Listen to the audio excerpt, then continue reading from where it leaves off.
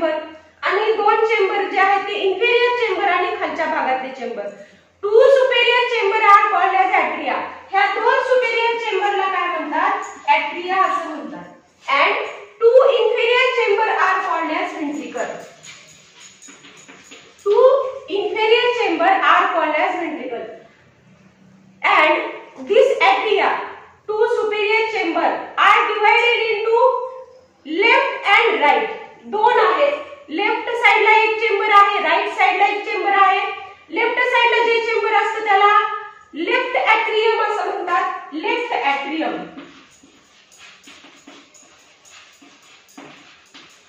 आणि राइट साइडला जे चेंबर असतं त्याला right atrium.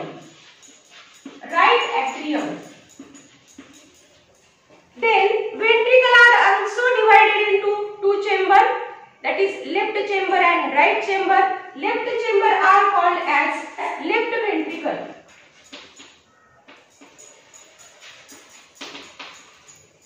Right chamber of ventricle are called as right ventricle. Right ventricle. Then atria and ventricles are separated by transverse groove. Transverse म्हणजे अशी आडवी आणि groove म्हणजे काय? तर स्पेस किंवा खाच असल्यासारखं स्ट्रक्चर. म्हणजे हा जो एट्रिया आहे आणि हे जे वेंट्रिकल आहे हे ट्रान्सव्हर्सली सेपरेट होते by means of transverse groove. This transverse groove is called as coronary sulcus. ह्या ट्रान्सव्हर्स ग्रूवला काय म्हणतात? करोनरी सल्कस असं म्हणतात. Coronary sulcus. ह्या ट्रान्सव्हर्स ग्रूवला काय म्हणतात? Coronary sulcus. आणि ही करोनरी सल्कस जी आहे ती कशासाठी किंवा ह्या करोनरी सल्कस हे काय आहे? तर स्पेस आहे आणि त्याला coronary sulcus. Sulcus means sulci. Sulci means groove. Groove means खाच म्हणजे स्पेस. म्हणजे इथे थोडा स्पेस असल्यासारखा असतो आडवा असा एट्रिया आणि वेंट्रिकलच्या मध्ये. आणि तो कशामुळे असतो?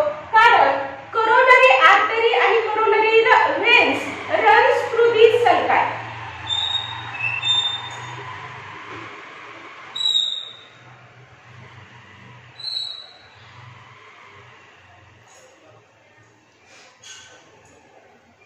करोनरी सल्कस त्यालाच काय म्हणायचं? Coronary groove. ग्रूव म्हणजे काय? तर खाच असल्यासारखं स्ट्रक्चर. खाचेसारखं स्ट्रक्चर म्हणजे स्पेस असल्यासारखं आणि त्याला करोनरी सल्कस का म्हणायचं? कारण ह्याच्यामध्ये काय प्रेझेंट असतात किंवा ह्याच्यामधून काय जातात? तर coronary arteries and coronary veins. Coronary arteries and coronary veins runs through this sulci. म्हणजे करोनरी आर्टरीज आणि coronary veins. Coronary arteries and coronary veins runs through this sulci. मी लाल, गुलाबी आणि निळ्या कलरचं, कारण लाल कलरचं करोनरी आर्टरी आणि निळ्या कलरचं करोनरी व्हेन्स म्हणून ह्याला करोनरी सल्कस असं म्हणायचं. Then ventricles are also divided into two chamber and the partition of this is called as interventricular sulci. ह्याच्यामध्ये सुद्धा पार्टिशन प्रेझेंट आहे, ग्रूव प्रेझेंट आहे. आणि दॅट ग्रूव म्हणजे व्हेंट्रिकलच्या मध्ये असणारी, दोन व्हेंट्रिकलच्या मध्ये असणारी आणि ती अँटेरियर रिजन आणि पोस्टेरियर रिजन कडून असणारी. म्हणजे जर आपण बघायचं म्हटलं तर हे अशा प्रकारे दोन रिजन कडून असणारी, अँटेरियर रिजन कडून असणारी आणि पोस्टेरियर रिजन कडून असणारी जी ग्रूव लाइक स्ट्रक्चर असतं त्याला अँटेरियर इंटरव्हेंट्रिक्युलर सल्काय. जी अँटेरियर रिजन कडून असणारी म्हणजे आपण जर असं पुढे उभारलं तर हे स्ट्रक्चर आपण अँटेरियर व्ह्यू आता सध्याला काढत आहोत. म्हणजे पुढून कसं दिसतंय तसंच ही ग्रूव ही पाठीमागून कंटिन्यू गेलेली आहे आणि दोन व्हेंट्रिकलला ती सेपरेट असल्यासारखं असतं आणि दोन व्हेंट्रिकलच्या मध्ये सेप्टम लाइक स्ट्रक्चर प्रेझेंट असतं. That is called as interventricular sulci. दोन व्हेंट्रिकलच्या मध्ये आहे म्हणून त्याला इंटरव्हेंट्रिक्युलर सल्काय असं म्हणायचं. आणि जी पुढून दिसते सल्काय म्हणून त्याला अँटेरियर इंटरव्हेंट्रिक्युलर सल्काय. आणि जी मागून दिसते डॉर्सल रिजन मधून दिसते, डॉर्सल रिजन कडून पोस्टेरियर रिजन कडून दिसते म्हणून त्याला काय म्हणायचं? पोस्टेरियर इंटरव्हेंट्रिक्युलर सल्काय. त्याला काय म्हणायचं? पोस्टेरियर इंटरव्हेंट्रिक्युलर सल्काय. आणि ह्या सलकाला एकूण काय म्हणतात? इंटरव्हेंट्रिक्युलर सलकाय. ह्याला काय म्हणायचं? Interventricular sulci. Then pulmonary trunk arising from right ventricle. pulmonary trunk जी आहे, जी हार्ट कडून डिऑक्सिजनेटेड ब्लड लंग्स ला घेऊन जाते. ही pulmonary trunk ही कुठून स्टार्ट होते किंवा कुठून अराइज होते? तर राईट वेंट्रिकल मधून. आता आपल्याला 4 चेंबर माहिती झालेले आहेत. This is right atrium, this is left atrium. आणखी याच एट्रियालाच ऑरिकल असंही म्हणतात. एट्रियालाच आणखीन एका नावाने ओळखलं जातं, ऑरिकल. म्हणजे हे राईट ऑरिकल, हे left auricle. Right atrium, left atrium हे 2 चेंबर झाले. राईट वेंट्रिकल, लेफ्ट वेंट्रिकल हे 2 चेंबर झाले. आणि जी पल्मोनरी ट्रंक आहे, जी हार्ट कडून डिऑक्सिजनेटेड ब्लड लंग्स कडे घेऊन जाते, ती जी आहे ती कुठून अराइज होते? तर ह्या भागामधून, राईट वेंट्रिकलच्या भागामधून ही अशा प्रकारे अराइज होते.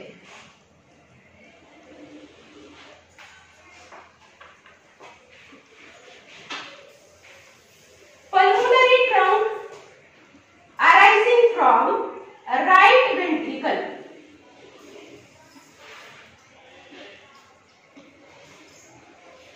पल्मोनरी ट्रंक ही कुठून अराइज झालेला आहे?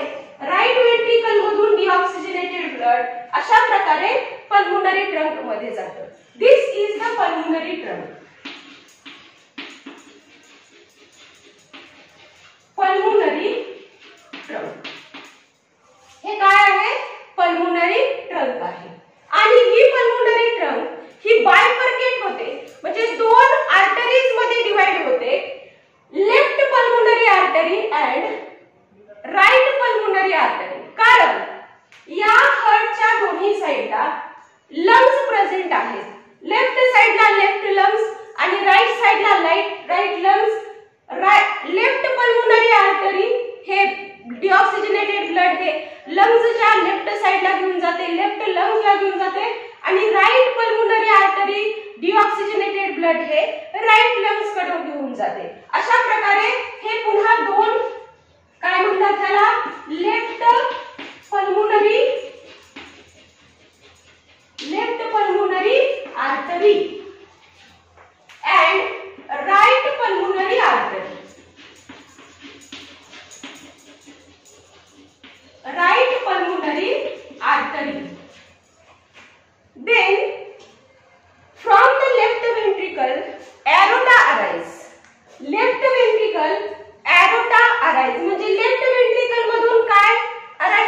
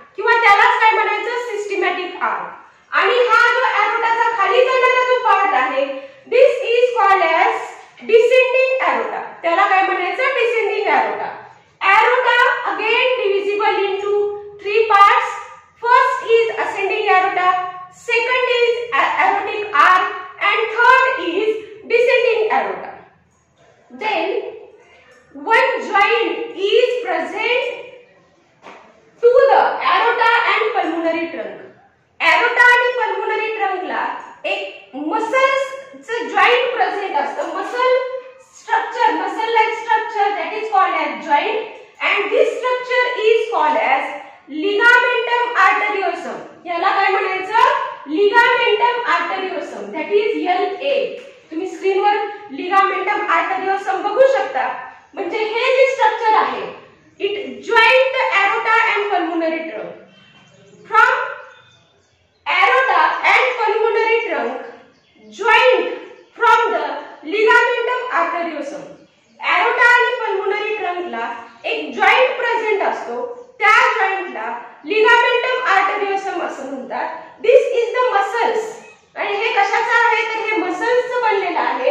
आणि this ligamentum arteriosum it is the remnant of the embryonic ductus arteriosus. म्हणजे हे ligamentum arteriosum ligamentum arteriosum is the remnant म्हटलेलं आहे. म्हणजेच आता सध्याला आपल्या बॉडीमध्ये, आपल्या ह्यूमन बीइंगच्या बॉडीमध्ये ह्या पार्टला, म्हणजे जो पार्ट ॲट्रिया आणि पल्मोनरी ट्रंकला जोडलेला पार्ट आहे, जॉईंट आहे, त्याला काय म्हणतात लिगामेंटम आर्टेरियोसम असं म्हणतात. पण तो पूर्वी म्हणजेच कधी ज्यावेळेस आपण फीटस असतो, when baby is present in the womb, when baby is present in the uterus, म्हणजे आईच्या गर्भात असतो, त्या कंडिशनला आपण काय म्हणतो फीटस असं म्हणतो. आणि त्या फीटस मध्ये हे लिगामेंटम आर्टेरियोसम हे ज्यावेळेस आपण फीटस असतो त्यावेळेस हे ओपन असतं. हे अशा प्रकारचं. म्हणजेच ही काय असते फीटस मध्ये ही नलिका असते, that is called as ductus. म्हणून त्याला काय म्हणायचं डक्टस. किंवा ही एक आर्टरी असते, डक्टस आर्टेरियोसस असं त्याला म्हटलेलं आहे. It is the remnant of the embryonic ductus arteriosus. म्हणजे ही काय आहे ज्यावेळेस आपण फीटस असतो त्यावेळेस ही ओपन असते. आणि ओपन का असते कारण ज्यावेळेस आपण फीटस असतो किंवा ह्यूमन बीइंग हे फीटस असतं, आईच्या गर्भाशयात असतं, त्यावेळेस त्या फीटसचं लंग्स हे फुल्ली डेव्हलप झालेलं नसतं. म्हणजे लंग्स हे फुल्ली डेव्हलप नसतं. आणि आपल्या लंग्सचं काय काम आहे तर आपल्या ब्लडला किंवा आपल्या बॉडीला ऑक्सिजनचा पुरवठा करणे. जर फीटसचं ब्लड हे जर फीटसचं लंग्स हे फुल्ली डेव्हलप झालेलं नसेल तर मग फीटसला ऑक्सिजन कोण पुरवतं. कारण आपल्याला माहित आहे ज्यावेळेस बाळ हे आईच्या गर्भाशयामध्ये असतं त्यावेळेस न्यूट्रिशन असू द्या किंवा ब्लड असू द्या, ऑक्सिजन असू द्या, तो पुरवण्याचं काम कुणाचं असतं आईचं असतं. आणि आई आणि फीटस यांच्यामध्ये जो प्लासेंटा आहे त्या प्लासेंटा थ्रू हे ऑक्सिजन पुरवठा करण्याचं काम होतं. म्हणजे प्लासेंटाला अंबिलिकल कॉर्ड जोडलेली असते. म्हणजे अंबिलिकल कॉर्ड म्हणजे नाळ. आणि त्या नाळेमधून ऑक्सिजन हा आईकडून बाळाला पुरवला जातो. आणि हा जो ऑक्सिजन आलेला आहे हा एरोटामधून डायरेक्ट पल्मोनरी ट्रंक मध्ये येतो. म्हणजेच जे ब्लड मदर कडून फीटस कडे आलेलं आहे, गर्भाशयातल्या बाळाकडे आलेलं आहे, ते लंग्स कडे जाऊ दिलं जात नाही किंवा लंग्स कडे न जाऊ देता ते डायरेक्ट हार्ट कडून पूर्ण बॉडी पर्यंत पोहोचवलं जातं. म्हणजे यामुळे काय होतं एकतर लंग्स फुल्ली विकसित नाही आहेत, फुल्ली डेव्हलप्ड नाही आहेत, त्याच्यामुळे लंग्स वरचा ताण हा कमी केला जातो. कारण लंग्स मध्ये एल्व्होलाई असतात आणि त्या एल्व्होलाई मध्ये बाळाच्या काय प्रेझेंट असतं तर एम्निओटिक फ्लुइड प्रेझेंट असतं. आणि त्यातला ऑक्सिजन हा खूप कमी प्रमाणामध्ये ऑक्सिजन असतो. त्यामुळे हे जे ब्लड मदर कडून आलेलं आहे ते लंग्स कडे न जाऊ देता ते काय केलं जातं हार्ट कडून बाळाच्या इतर बॉडी पार्ट पर्यंत पोहोचवण्याचं काम केलं जातं. आणि ते कुठून कशा प्रकारचं होतं त्याच्यामुळे इथे एक डक्ट प्रेझेंट असते, आर्टरी प्रेझेंट असते. म्हणजे इथला एरोटा मधलं ब्लड हे पल्मोनरी ट्रंक मध्ये जातं, पल्मोनरी ट्रंक मधलं ब्लड हे लेफ्ट ॲट्रियम मध्ये जातं.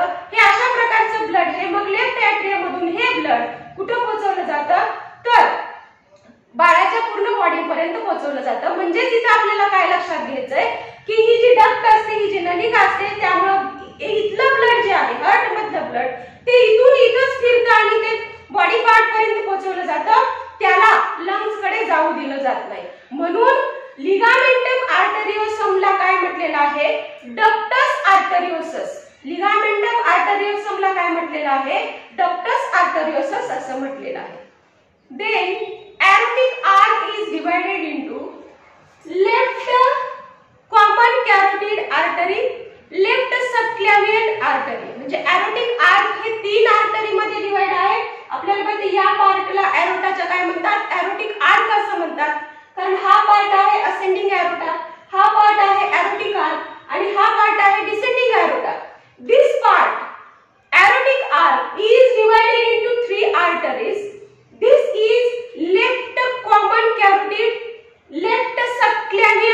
artery and this is brachiocephalic artery.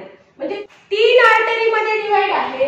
Left subclavian artery, left common carotid artery and right brachiocephalic artery. म्हणजे ह्या दोन जे लेफ्टच्या पार्ट मध्ये आहेत त्यातली ह्याला लेफ्ट सबक्लॅव्हियन आर्टरी, ह्याला लेफ्ट कॉमन कॅरोटिड आर्टरी आणि ही जी आहे ते ब्रॅकिओसेफॅलिक आर्टरी.